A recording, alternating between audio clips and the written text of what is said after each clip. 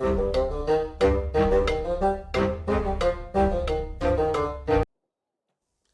and welcome to the Critically Clueless. Today we are in Crusader Kings 3 and today's video is going to be all about domain and the importance of domain. We're going to try and go over some of the key features that are all related to this. So if that's something you're going to be interested in, stick around for the rest of this video. And of course, if you do enjoy Crusader Kings 3 content, do us a favor and hit that subscribe button. We currently have 95% of all Crusader Kings viewers not subscribed to the channel, and I cannot tell you how much it actually helps this channel grow, reach more of the community, and just supports the channel absolutely amazingly. We also do have that active and growing Discord, so if you want to jump in a Discord and chat about Crusader Kings, maybe even just share your stories and kind of let us know how your game's going. Be very interested to hear everyone's random stories, because this game is massively RNG. One of the things I love about this game is the fact that no playthroughs are ever the same. So anyway, enough of that. Let's talk about domain. Now, domain is basically the counties that you personally hold, and everyone has a certain number that they are allowed to hold. If we have a look at ours, for instance, we're using the left analog stick, click it in, that brings up the pointer. We can see we currently hold 9 of our allotted 8. We're allowed 8. We currently hold 9. Now, when you hold more a domain than you are actually allowed, you get a debuff. There is a modifier in a game that you kind of awarded a penalty. It's not necessarily a bad thing.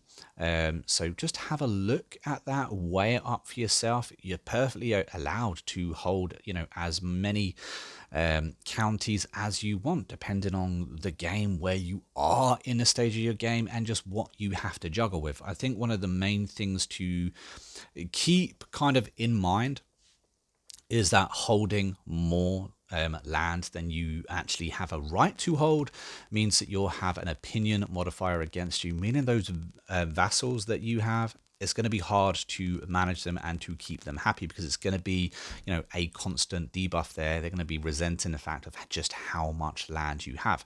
However, a good thing about holding a piece of land, especially a piece of land that's actually making you a decent amount of money and stuff, is that you actually get 100%, or you potentially get 100% of all the taxes and the levies to your army from the domain that you hold. So making sure you pick your land wisely, the ones you want to hold, and where you want to hold them is really important. Also, cultivating those domains, those pieces of land, ensuring that they just give you more and more and more as time goes on, is really important. We're going to be talking about a few different things today, but that's something I wanted to say.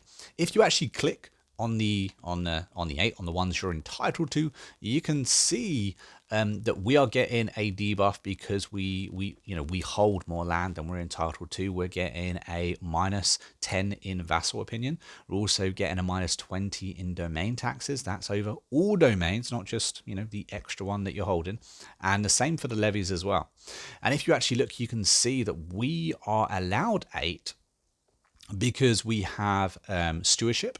If we actually click on that, on the stewardship, is it here? There we go. You can see that for every 5 points of stewardship that we have, that will give us an increased domain limit of 1. And as we have 2, you can assume that we have 10 points in stewardship, which is kind of average. It's not great. You can definitely get better. I've had people that I'm playing as with like 20 stewardship, which is amazing. It gives you extra domain, and therefore you're going to have extra benefits because of that. We actually have ledger as well, which is something we have learned within our culture. It's kind of like a technology that you learn. That's given us an increased domain limit of 1. And we also have bailiffs, which is exactly the same. It is something that we've learned. It takes a long time to learn. As you can see, it is early medieval where you will learn that. And then you can see we've also got a +4 because we are an emperor. If we were a king, it would probably be, I think it's a +3. And as you go up and down, you're entitled to a certain numbers of land. I think emperor is the most you can have. I think maybe if you're emperor of emperors, then or king of kings is the other title you are able to get. I think that does give you an increased to 5 as well. Okie dokie, let's have a look-see at that. Now, one of the things I wanted to say as well is you can very easily tell what your domain is, just because, as you can see, if we zoom in, my domain is the ones that are titled up right here. So we own Winchester, Portsmouth, we own Buckingham, we own Reading, as you can see. And if we look down here, we also own this little bit here too. Now, typically, we are playing as a feudal government. Typically, we're not allowed to own temples. We're not allowed to own cities. Now, I currently own a temple. If we again click up here, it will tell you exactly what we own. So we own not 8 castles and 1 temple.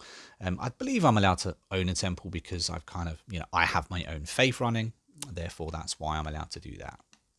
I believe I inherited a lot of temples through that means. But if we find someone to give one of these pieces of land to, and therefore we can get ourselves out of the debuff that we're in, we find an unlanded kind of relative that we can pop this along to. There we go. He is unlanded. We will grant titles. And we don't want to give him an earlship. We want to give him a... There we go. There it is. So we're going to give him that. He becomes a bishop. We are now 8 of 8, therefore we should no longer have any debuff. And as you can see, the little scrolled area that was here, that's no longer there, indicating that we no longer own it. And again, if we click in our analog stick, we can see we have no debuffs. So we're all in the red here, or the green. All good. And again, if we click here, we can see that we are correct. We did only have the 10 base stewardship. A little bit later, I will look and go into the lifestyle perks and kind of run you through a couple that I think can be very helpful depending on where you are in the game. But yeah, stewardship is very important. If you can get a character with high stewardship, that is going to mean you're going to have more domain. But anyway, what we need to look at really is actually reading the domain and understanding what these stats kind of mean. So if we go into Winchester as my capital, if we go into the county overall, we can see we currently have 100% control, which is really great because control basically determines just how much levies and taxes that we are going to be getting. In fact, for every one below 100, we are going to be receiving -1 on taxes, and for every for every 1 we're below on levies as well, we will be receiving 0.5% less levies. So having high control over an area, especially your capital, is very, very important to ensure that you get the most amount of taxes and the most amount of levies you can possibly get. Moving into development as well, as you can see, we currently have 22 development. If we have a little click on that, there we go. We can see everything that's kind of given us that increased development and what that actually means. And having a high development is giving you extra levies. It gives you extra tax, and it also gives you an extra supply limit. And of course, that supply limit is really, really important because that's going to be what's going to be feeding your troops and the amount of troops that you actually have. I think another good thing, if I click on here real quick to see if I can find the actual stat. Which one was it? There it is. From neighbors, you can see we're receiving a 0.6 buff on development. That is because we actually have a couple of domains around Winchester that have a higher development than Winchester. Therefore, they're kind of, big brothering us and giving us an extra little support. So having high development over the board and having them grouped together, like 3 or 4 counties that have high development that you personally worked on, done the buildings, that kind of thing, is really beneficial because they will all help each other out if they are close together. I hope that makes sense. If we look at popular opinion is also very important. We have a minus opinion modifier because we do a lot of offensive wars in this playthrough. But having high opinion, having good opinion, making sure it doesn't go particularly low, is very important because a low opinion will lead to corruption. It will also lead to factions rising up against you.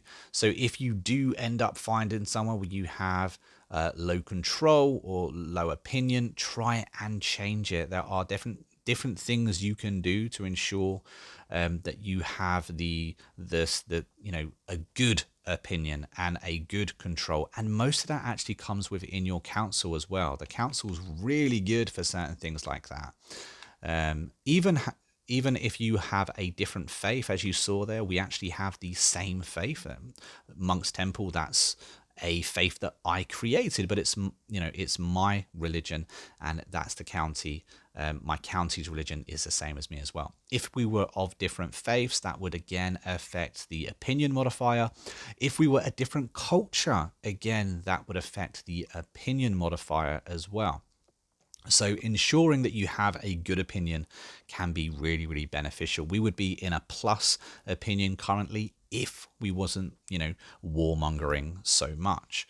But again, looking at the council, you can go to your religious guy, whoever it is, depending on where you're playing at, and you can convert the county of the faith. It does take a long time. If we go to do something like that, say over here, for instance, you see that's going to take 6 years. It's quite a long time. And again, if you use your marshal, you can use them to increase control of a county, like for instance Devon, and that's going to take 10 years. It's going to take a long time to kind of boost up control in those areas, but they are just a few things that you can actually do from the council seats that really, really affect your game and can help make sure you get the most out of your land. So let's look at buildings and what they kind of do and why they are important. If we have a look at our holdings, you can see we actually have a couple of castles here. There's a reason we have a couple of castles. We are leasing one of the castles out to the Knights Templar, I believe. They pay very handsomely as well, so have a think about doing that. It's definitely something to do. But yeah, we have 3 castles currently. And now it's important to mention we have 3 castles because this is our capital. So we want it to be very highly defended. Castles do obviously give you that defense. That increased defense. Also, when you're at war, you'll see that you are going to be, your capital is going to be targeted. Your capital county is going to be targeted a lot.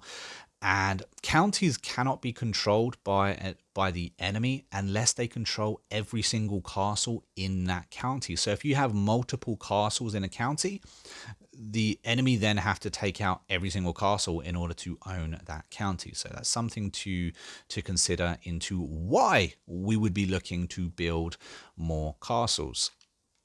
Now, it really does depend on your playstyle, where you are currently in your game as to what you're going to be wanting to build.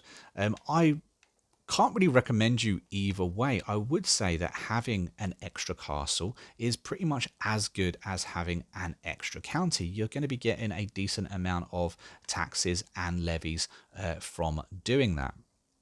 Having a city, however, will also give you counties. It will also give you taxes and increased tax, but it will also give you an increased development. So if you are looking to have an increased development and want a lot of high development counties close together, possibly thinking about building these cities and building them early, because the earlier you build the cities, the more development that's going to be acquiring over the time. So it's a really good idea to build cities when and where you can.